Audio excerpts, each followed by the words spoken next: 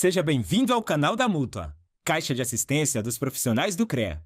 Inscreva-se no nosso canal e ative o sininho das notificações para ser informado de todas as novidades. Não há discussão sobre o fato de que a formação de engenheiros no Brasil privilegia o domínio dos conhecimentos técnicos e operacionais.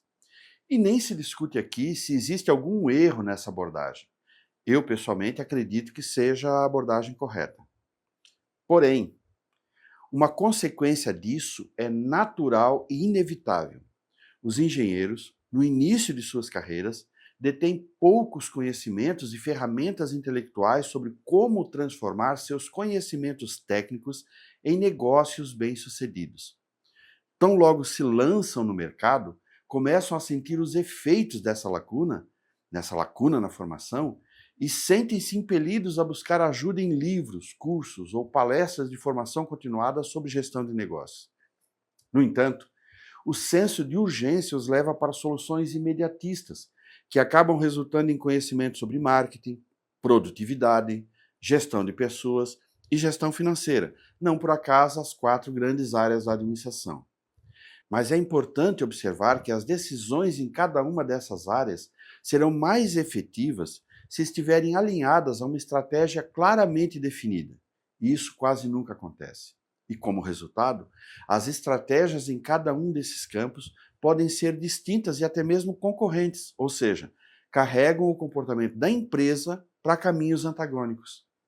Estudar estratégia e começar a gestão do seu negócio pelo planejamento estratégico é o caminho mais curto entre o exercício profissional e o sucesso nos negócios.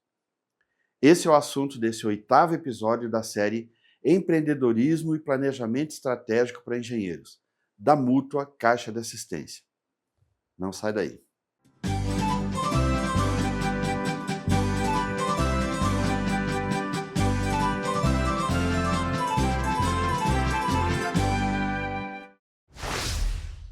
Sabe o que a Mútua pode fazer por você e sua família? A Mútua é parte do sistema Confea-CREA, que atua para valorizar os profissionais das áreas tecnológicas. Ela é o braço direito que apoia esses profissionais quando eles mais precisam. Com o programa de inclusão, previdência complementar, planos de saúde, seguros e financiamentos, além de benefícios exclusivos para mulheres e pessoas com deficiência. Agora você já sabe, a Mútua é uma parceria para o seu futuro. A Mútua é para todos. Um disclaimer. Este episódio contém muita informação técnica, muitos termos de academia. Mas é importante dizer essas coisas, porque é necessário contextualizar o planejamento estratégico, para que o engenheiro possa saber por que está fazendo certas coisas antes de começar a tomar decisões importantes sobre o futuro do seu escritório. Durante muitas décadas, a concepção das estratégias das empresas foi sustentada pelo paradigma SCP, Estrutura, Conduta e Desempenho, proveniente da organização ou da teoria da organização industrial, desenvolvida inicialmente pelo economista americano Edward Mason, que realizou trabalhos importantes na década de 1930 e que foi sucedido pelo Joe Bain, também economista e também norte-americano, cujos principais trabalhos são das décadas de 1950 e 60. Por isso se chama essa linha de pensamento de economia industrial de Mason e Bain. Se você já participou de algum trabalho de planejamento estratégico, provavelmente já teve contato com a perspectiva SCP e com a obra de outro autor importante, Michael Porter, um pesquisador, professor, autor norte-americano, que é o principal divulgador do paradigma SCP, cujo pressuposto central é a tese de que a estrutura da indústria detém as razões das diferenças observáveis no desempenho das firmas. Importante. Indústria, na economia industrial de Mason e Bain, é definida como o conjunto de empresas que produzem e disponibilizam ao mercado produtos que são substitutos e bastante próximos entre si. Não tem, portanto, o sentido normalmente utilizado no Brasil, que entende indústria como sendo uma fábrica de bens de consumo ou bens de produção. Com base no paradigma SCP, a concepção das estratégias eram precedidas da análise da indústria. E as três mais importantes e conhecidas ferramentas da análise da indústria e da organização nela inserida são a análise das forças competitivas do mercado, a análise SWOT e a matriz de Ansoff. A análise das forças competitivas do mercado consiste em avaliar a competição entre as empresas, a influência dos entrantes potenciais, a ameaça dos produtos substitutos, o poder de barganha dos compradores e o poder de barganha dos fornecedores. E a análise SWOT, forças, fraquezas, oportunidades e ameaças, avalia basicamente os pontos fortes da organização, os pontos fracos da organização, as oportunidades do ambiente industrial para a empresa e as ameaças do ambiente industrial para a empresa. Essas duas abordagens, quando bem detalhadas, são elementos importantes para a definição das estratégias da organização para o planejamento estratégico e obtenção da vantagem competitiva. Mas existe uma terceira abordagem também muito importante que veremos na sequência. Trata-se da matriz de Ansoff, que permite mapear o ambiente e propor 4 estratégias de crescimento baseadas na relação entre produtos e mercados. Dito isso, vamos lá. Vamos dar uma boa olhada na análise da indústria, na análise SWOT e na matriz de Ansoff. A análise da indústria nos permite entender o ambiente no qual a nossa empresa está inserida.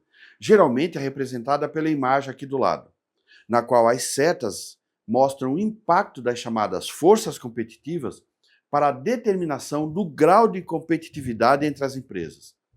Um erro comum cometido por consultores de Araque quando tratam desse assunto é esquecer que estão analisando a indústria e não a empresa dentro da indústria. O objetivo aqui é analisar e descobrir as condições às quais todas as empresas daquela indústria são submetidas. A regra é que uma empresa precisa avaliar o ambiente externo para conceber suas estratégias visando obter a vantagem competitiva. O que se faz aqui é a análise. A palavra análise significa dissolução. Portanto, analisar é decompor em partes menores uma substância ou tópico complexo para se obter um melhor entendimento do todo. Quando fazemos a análise da indústria, é como se nós, a empresa, estivéssemos olhando de fora para avaliar qual é a melhor maneira de entrar nessa indústria ou permanecer nela obtendo vantagem competitiva. Pois muito bem, o que a análise da indústria nos diz, em princípio, é que a competição entre as empresas em uma indústria é consequência da combinação das forças competitivas que atuam sobre elas. Quanto maior for a competitividade em uma indústria, menor será a chance de haver uma liderança incontestável naquele mercado. E as forças competitivas são as seguintes: entrantes potenciais. Uma indústria é mais competitiva quando seus integrantes não possuem mecanismos de retaliação a novos entrantes. O baixo custo de trocar de fornecedor também é um fator que estabelece alta competitividade. E a lealdade dos clientes é um fator que atenua a competitividade. No setor de escritórios de engenharia, podemos dizer que a força competitiva correspondente aos entrantes potenciais é bastante forte, uma vez que a única barreira de entrada que existe para esses mercados é a conclusão de um curso de graduação, o que nos dias de hoje está ao alcance de praticamente todo mundo. Além disso, como não existe nenhum sistema de acreditação de curso, exame de ordem ou certificação profissional, qualquer profissional que entra no mercado não tem nenhuma restrição legal ou prática para atuar em qualquer área. Some-se a isto o fato de que a abertura de um escritório de engenharia não demanda grandes investimentos em espaço físico ou em equipamento.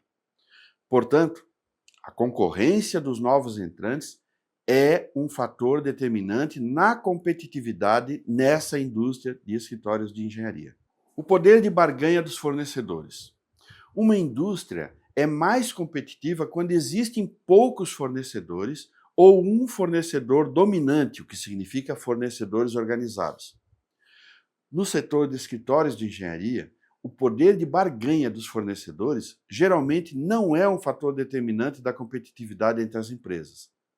Os fornecedores dos escritórios geralmente possuem muitos concorrentes e podem ser facilmente substituídos, o que faz com que eles não possam impor regras ou preços que impactem o modelo de negócio dos escritórios. Portanto, o poder de barganha dos fornecedores não é algo com que os escritórios precisem se preocupar quando fazem a análise das forças competitivas na indústria. O poder de barganha dos compradores ou dos clientes. Uma indústria é mais competitiva quando não existe diferenciação, quando os produtos são padronizados. Isso leva os compradores a exigir menores preços para decidir a compra. Os custos de troca de fornecedor também são levados em conta pelos clientes. No setor de escritórios de engenharia, enfrenta-se grandes problemas com esta força competitiva. Serviços de engenharia não são commodities, mas, em geral, é essa percepção que os clientes têm. A maioria dos profissionais de engenharia não consegue determinar corretamente o que é valor para o cliente. E com isso, concebem estratégias equivocadas. Tentam vender aquilo que é importante do ponto de vista dos profissionais e não do ponto de vista dos clientes. E por isso, os clientes acabam achando que engenheiro é tudo igual, que fazem a mesma coisa, que entregam o mesmíssimo resultado. Se, para o cliente, tanto faz contratar o profissional A ou o profissional B, é claro que é muito mais lógico e racional contratar aquele que apresenta o menor preço. Repito, esta é a percepção do cliente e decorre da visão equivocada dos próprios profissionais, que acabam implementando estratégias erradas e ineficientes. Ameaça dos substitutos. Uma indústria é mais competitiva quando um mesmo produto tem muitos substitutos ou quando o custo de substituição é menor. No setor de escritórios de engenharia, esta talvez seja a principal força competitiva. São muitos os substitutos para os profissionais de engenharia, a começar pelo próprio cliente, que sempre acha que pode resolver sozinho o problema e que precisa, no máximo, de uma ajudazinha, uma assinaturazinha. Fabricantes, lojistas, instaladores, construtores, transportadores, parentes, amigos, todos sempre têm algo a dizer sobre como projetar ou construir alguma coisa. E quase sempre, que é muito tentador, de graça. Vídeos no YouTube, posts em redes sociais, almanaques, guias, livros. São inúmeras as soluções disponíveis para os potenciais clientes e é preciso que o profissional tenha muita clareza da existência dessas forças competitivas e as inclua nas suas estratégias de abordagem do mercado. Importante, o que foi dito antes é uma análise genérica da indústria de serviços de engenharia. Obviamente, se o seu escritório atua em um nicho específico ou já é mais antigo no mercado, existem sempre algumas características que podem trazer outras respostas e exigir outros posicionamentos. O importante aqui é entender que fazer um planejamento estratégico sem levar em conta essa análise da indústria e sem tomar conhecimento das forças competitivas vai resultar em uma estratégia fraca ou inócua. Agora nós vamos ver o segundo instrumento importante usado como base para o planejamento estratégico, a análise SWOT. Pode parecer estranho, mas até a década de 1950, o planejamento empresarial não era uma prática muito utilizada. Quase tudo era centralizado na cabeça, nas vontades e na capacidade do empreendedor. Foi na década de 1960 que um grupo de pesquisadores da Universidade de Stanford, liderados pelo consultor de gestão Albert Humphrey, desenvolveu uma abordagem nova que resultou numa ferramenta que se tornou internacionalmente conhecida, a análise SWOT. SWOT é a sigla em inglês para forças, fraquezas, oportunidades e ameaças. Trata-se de uma abordagem utilizada para auxiliar organizações ou pessoas a identificar elementos importantes para o planejamento estratégico. Esta técnica destina-se a especificar os riscos e as possibilidades do negócio ou do projeto, identificando os fatores internos e externos que são favoráveis ou desfavoráveis para alcançar os objetivos. Diferentemente da análise da indústria, que se ocupa de avaliar o ambiente externo e a conjuntura na qual a organização está inserida, a análise SWOT avalia a relação da organização, da empresa, com o ambiente, principalmente em comparação direta com os principais concorrentes. Sendo assim, praticamente todas as questões apresentadas na análise SWOT devem ter como parâmetro de controle os potenciais concorrentes.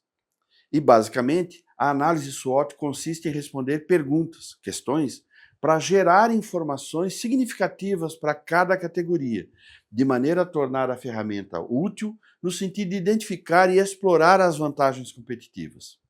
Mas, e isso é muito importante, a análise SWOT é uma ferramenta que deve ser utilizada para identificar cenários ou ambientes. É utilizada como base para o planejamento estratégico. Não é uma ferramenta de planejamento ou de gestão. Veja algumas perguntas ou questões que devem ser avaliadas e respondidas para construir o cenário SWOT. Pontos fortes. Quem são os principais concorrentes que a sua empresa identifica no mercado?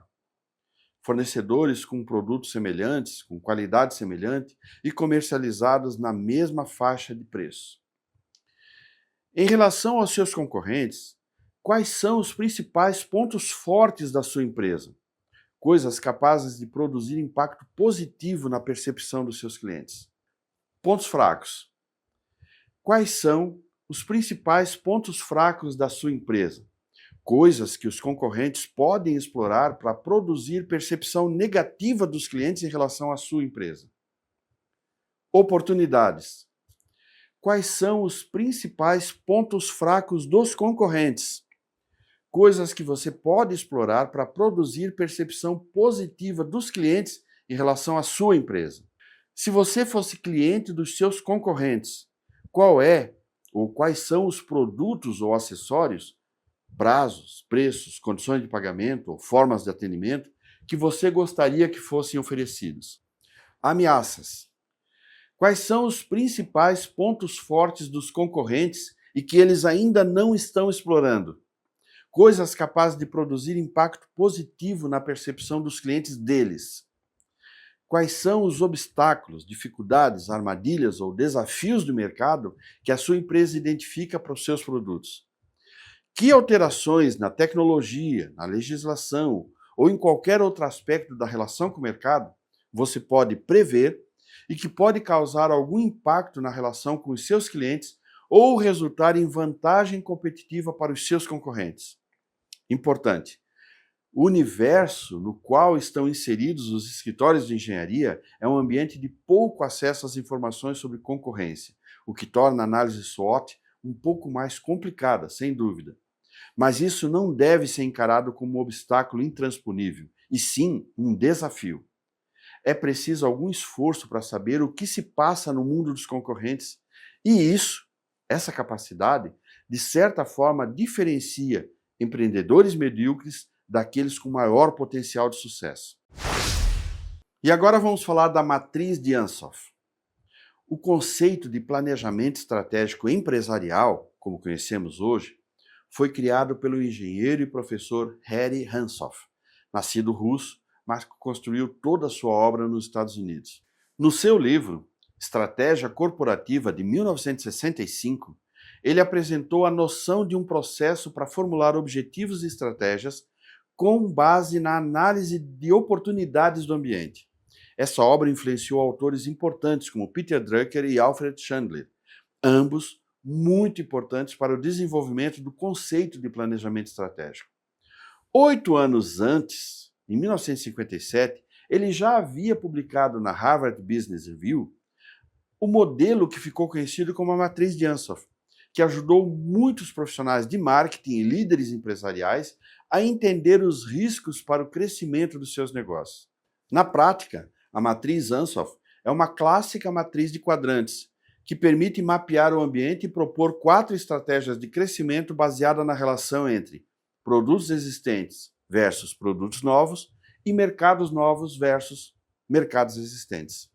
No quadro da matriz Ansoff, são criadas áreas de interseção a partir dessas bases e permitem determinar quais as estratégias possíveis considerando o produto ou os produtos que a empresa tem e determinar quais os tipos de produtos a empresa precisa desenvolver para poder implementar a estratégia desejada.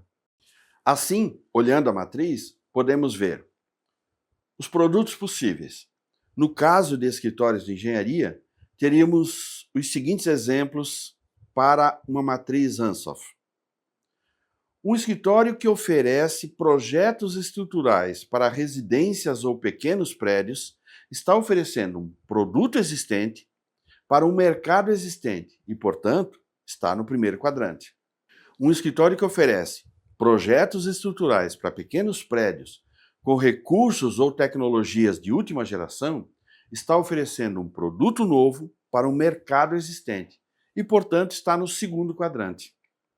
Um escritório que oferece projetos estruturais com tecnologias de última geração em uma cidade pequena está oferecendo um produto existente para um mercado novo e, portanto, está no terceiro quadrante.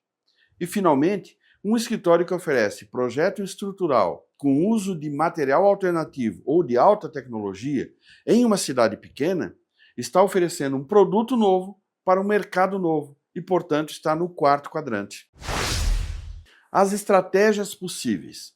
As 4 estratégias apontadas pela matriz Ansoff em função dos produtos e mercados são as seguintes. Estratégia de penetração no mercado. Se o mercado é existente e os produtos são também existentes. Estratégia de desenvolvimento do mercado. Se o mercado é existente, mas o produto é novo. Estratégia de desenvolvimento do produto. Se o mercado é novo, mas o produto é existente. E, finalmente, estratégia de diversificação, quando tanto o mercado quanto o produto são novos. E aqui está a nossa conclusão. O planejamento estratégico entrou para o cardápio da gestão de empresas, no mundo e no Brasil, depois da década de 1960. Antes disso, o planejamento estratégico ficava mesmo restrito aos ambientes militares. Planejamento estratégico não é uma prática comum entre as empresas pequenas, porque é uma atividade que demanda tempo, atenção e energia. Exige estudo, pesquisas e, fundamentalmente, registro e controle de dados, além da análise crítica das informações recolhidas. A maioria dos profissionais está envolvida demais com operações técnicas dos seus negócios. E poucos têm a necessária vontade e disponibilidade para se dedicar a uma prática que, via de regra, somente produz resultados no longo prazo. E por que recomendamos que o planejamento estratégico seja parte do repertório do engenheiro, especialmente os empreendedores? Porque uma estratégia concebida com bases concretas, e isso é importante, aplicada em todos os níveis da gestão da empresa, pode representar o caminho mais curto para o progresso contínuo e sustentável de qualquer negócio. Não perca isso de vista. Se você é um profissional de engenharia, de agronomia ou de uma das geociências do sistema Confea, CREA, Mútua, essa série foi produzida para você. A Mútua está fazendo esse investimento por acreditar no potencial empreendedor dos profissionais e por querer que eles estejam instrumentalizados para transformar seus conhecimentos técnicos em negócios lucrativos e sustentáveis. Assista a todos os vídeos, deixe seus comentários ou envie perguntas para mim. Eu terei um grande prazer em responder se tiver ao meu alcance. Inscreva-se no canal da Mútua e compartilhe esse vídeo com algum colega que possa se interessar ou se beneficiar com esses conhecimentos. E até a semana que vem.